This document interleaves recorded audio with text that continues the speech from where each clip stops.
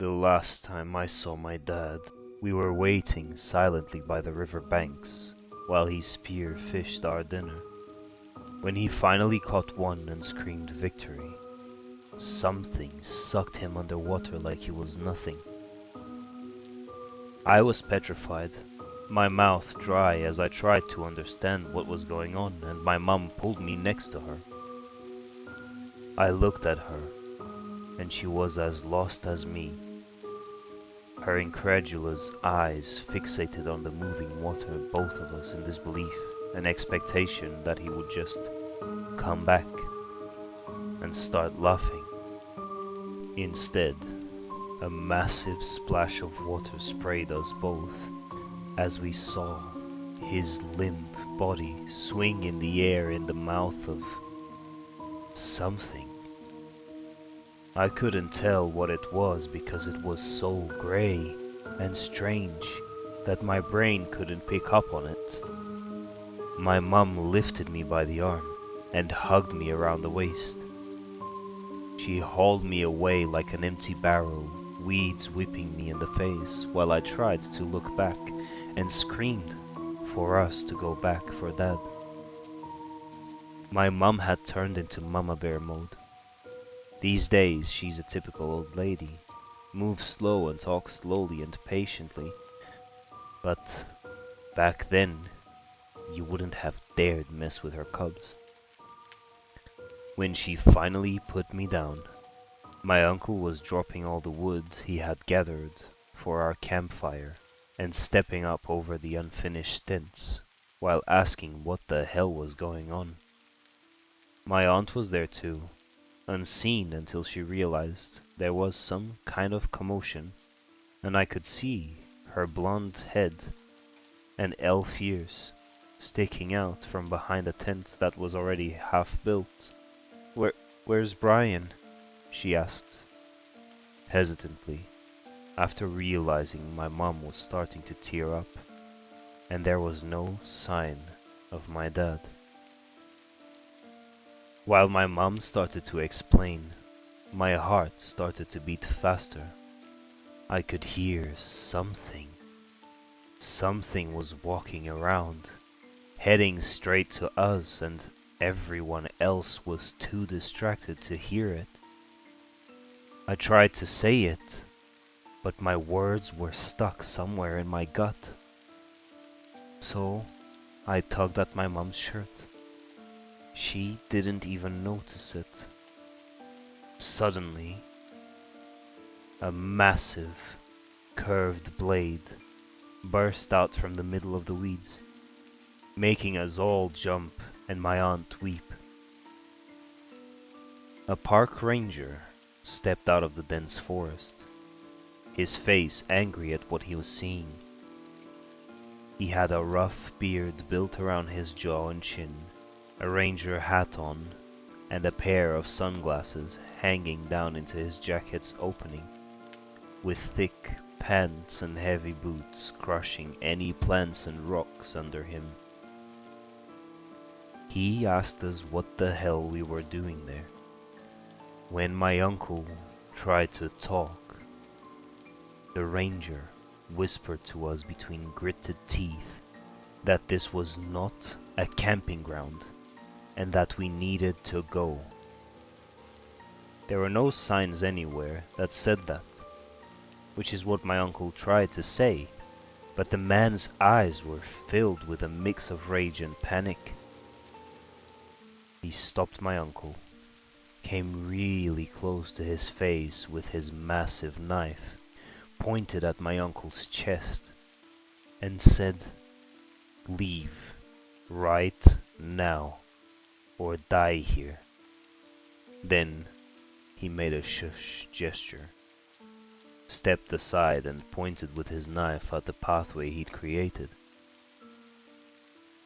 My uncle and my mom both opened their mouths to speak, but the guy just shushed them again and pointed at the path like this was now an order.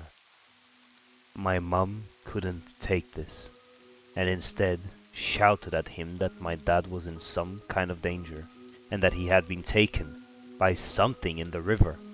When she did, the guy lunged at her and covered her mouth so hard that they both fell. My uncle lunged at both of them to try to get him off my mum. I took 2 steps back, starting to feel tears come because of the panic everyone was causing me, and my aunt took several steps back while she shrieked and hugged the farthest tree with her back. Suddenly, the guy shouted for everyone to stop, and at the same time, a heavy, crushing step was heard coming from somewhere in between the trees, leading the way the river was. I felt my breath being sucked out of me, while I looked around like a lone twig stuck on the ground, completely clueless as to what to do next. My mom was pinned to the ground under the ranger, who now looked like he was about to die of fright, so she couldn't have helped me or my aunt. As my aunt stood there, crying and trying to somehow merge with the tree and disappear, the fastest gray mass I have ever seen sucked her away into its nothingness, giving everyone else no time to even understand what just removed her. It did take its time to allow us all to hear my aunt's bones being crushed with hollow cracks and breaks, while her juices were squeezed away. With each step, smaller trees and bushes were heard being crushed mercilessly around our chosen campsite. Now in the purest form of panic, I let myself slide to the ground while tightening my hand around my mouth and nose and slithering under one of the flat tents for cover. I could see my uncle's gaping mouth, him spinning around in shock and lost, his chest going up and down uncontrollably. When he looked around the creek his last time, a twig betrayed him, falling in his foot's way and creating a loud crack noise that echoed around us. My heart stopped. All the air was expelled out of me when this fast, almost impossible to see grey mass darted out of the tree line, flew straight past the ranger and my mum, and crushed my uncle at such a speed that only a red cloud of blood was left behind, slowly floating onto our faces and clothes in the form of a red mist. For a while, we just lay there. A massive footprint right between me, my mum, and the ranger, who, despite what felt like the hour we waited without moving or almost even breathing, kept his hand on his mouth in a permanent order of silence. It was some time until we stopped hearing the same heavy footsteps crushing innocent bushes around our camp. When they finally seemed to go away, the ranger slowly stood up, letting go of my mum, who came up off the floor as slowly as him. I just refused to uncover myself, permanent panic keeping me pinned under the tent like it was the safest place to be. The ranger looked at my mum and pointed at me. Then he whispered as low as he could that we needed to go and that my mum needed to get me. My mum retaliated, asking him what the hell that was. He shook his head and pointed at me again, indicating he was done talking. Then he turned his back on her and started to slowly and silently pace towards his path while looking around, scanning the forest around us. My mum tiptoed my way, slowly slid the tent off me, the cloth scratching on the floor and the pebbles, whispering and taunting me. My face was completely wet at this point, and the floor under me had turned to mud. As my mum helped me stand up, more noises sounded from somewhere inside the woods. By now, the ranger was already by the tree line, waiting for us. We stepped slowly through the path he had cleared earlier, all the way to the cars. When we finally saw the opening to the road, the ranger whispered to my mum that she should go and start the car, and he would wait behind. Once we were out, he would use his cruiser to leave. I was about to follow my mum into the car when she told me to wait for her to start it and make sure everything was okay. I would follow after. I think she saved my life for the first time that night with that decision. The moment she turned the key inside the car and the engine coughed awake, the woods came alive to my right as I watched in horror and stepped back, only to ball up next to a tree. It was 2 seconds from the moment the movement started until the moment the same ball of grey broke out of the woods and smashed front first into the back of our car, making it spin out of control with my mum inside and slide into the opposite side of the woods. There was a steep decline that way, and I could hear the car stumble down the side of the hill, a feeling of loss taking over my heart. When it finally stopped, a near-piercing screech echoed through the woods and made my belly squeeze up from the inside. Suddenly, I felt a heavy force coming down on my shoulder, and I was lifted up and propped on the ranger's shoulder like a sack of potatoes. What was the worst moment of loss for me, after the last member of my family was just thrown off the hill in front of my eyes. The ranger saw as an opportunity, and he was now carrying me out of there as fast as he could, while the commotion kept this thing busy. When everything quieted down, and the wind was no longer shaking the trees around us, he finally put me down and dropped down to my level. Then he whispered in my ear that there was a cave nearby, which would take us 5 minutes to get to, but that I had to be really quiet and walk as slow as I could.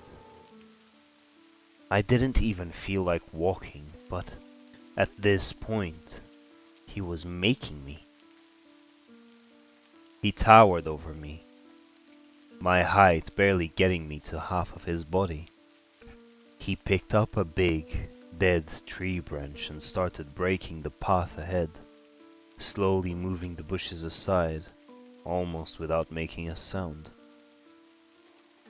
It didn't take us long to reach the cave entrance, and it was impressive how hard it was to see, even though it was big, enough to fit the both of us through the entrance. When we stepped inside, the sun was dropping behind the trees of the park, and it was starting to be harder to see. The cave was deep. Even with the ranger's flashlight, we couldn't see the end of it. One tunnel slowly leading farther into the rocks, after the first large open area. In my sadness, with my head hanging down, he pushed me to a corner inside and told me to stay there while he investigated a little further in. There were slight water noises and rustling coming from inside, so he wanted to check that it was only wind and the beginning of a river echoing on the cave walls, or if there was something else hiding in there. As I stood there in a dark corner and he slowly walked into the cave, I started hearing movement coming from outside. I wanted to warn him because it was faint. I didn't think he could hear it, but I couldn't say anything. I couldn't make any noise. I tried to wait for the right time to signal him to stop, but all I could see was his back, slowly advancing into the hill. When I took one step forward, out of my hiding spot, my blood froze and my whole body was petrified. Slowly and heavily, against the faint light coming from outside, a massive, gray, hairless thing was moving my way. It had eyes after all, but these were tiny, disproportionate compared to the toothy, gaping mouth and the ears, and were completely sealed shut. Tiny lashes lining the area where they should be. Its long, thin limbs moved slowly, the tips squashing whatever was under them. On the sides of its head, two massive ears stuck out, completely covered in thin hairs on the inside. The ear holes almost as deep as the tunnel the ranger was still walking into. It was going to squash me if I kept in its way, but making myself move out of the way felt like someone had hung a bag of rocks on my back. At first, with difficulty, and then suddenly, I stepped back against the wall, but it was way too fast. When I hit the wall, everything happened at the same time. I slipped and stabbed my back against the rocks on the wall. Surprised, the thing turned its head in my direction as the ranger spun around and saw what was happening. The thing seemed to lock up its limbs, ready to jump at me, and as it did, a loud shot echoed in the cave, and a spray of grey blood splashed out of the creature's ear. It screamed in pain as it swung around with one of its limbs, trying to fight whatever had just attacked it. With this, it accidentally smacked the ranger, who was now coming closer to try to get to me, into one of the cave walls. The sound of bones cracking that his body made when it hit the cold stone will never leave my memory. He was dead as he hit the ground, and 2, 3, and 4 more shots sounded, all hitting their marks and splashing blood everywhere inside the cave. The thing was screeching, howling, crying out like it was begging for its life, but there was no mercy anymore. When it finally stopped squealing and went still, silence took over. Whoever had shot it was not showing up, and I didn't dare move anymore. I would have stayed there until someone picked me up. Then, after a full minute of quiet, a figure showed up at the cave entrance, and I cried of joy. I never thought I would be seeing anyone again. I never thought I would be seeing my mom ever again. To this day, she counts herself lucky for having survived the tumble down the hill. She was lucky enough not to get hit by that thing when it smashed against the car. And there was so much vegetation in that area that the car's fall ended up being slowed down and reducing her injuries. But it made everything so noisy that the creature had given up after attacking the car's rear once or twice. Her mama bear instincts were ever present though, and she came back to the ranger's car, found a pistol inside it, and had now used it to make sure this thing would never have the chance to get to me.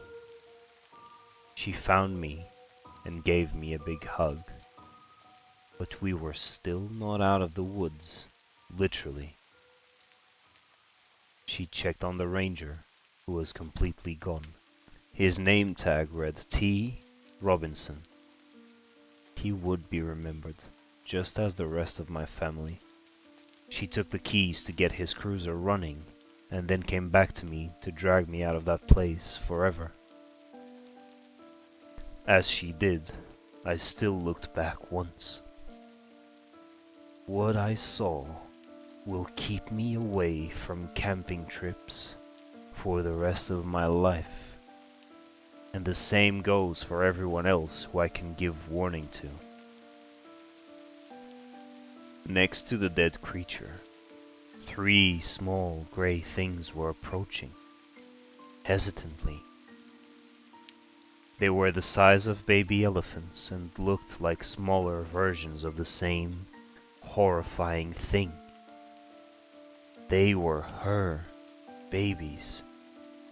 We managed to get to the cruiser. My mom didn't care about the noise now as much as she did about getting out fast. She turned the cruiser on, and feeling the tires slip in dry dirt powder, and then taking and speeding the car out of there is one of the best feelings I can recall. After she was sure we were safe, we finally got to the closest ranger station. We tried to talk to the rangers there, but they just seemed to ignore us and want us on our way.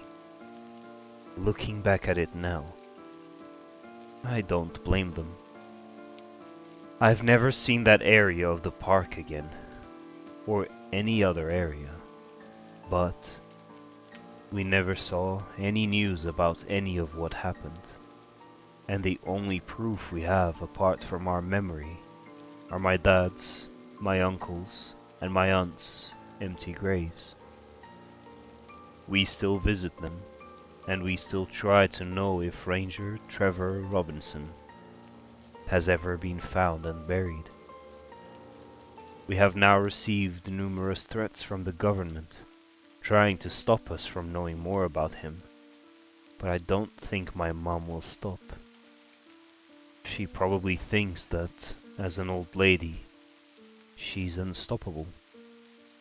The problem they have is, she actually is.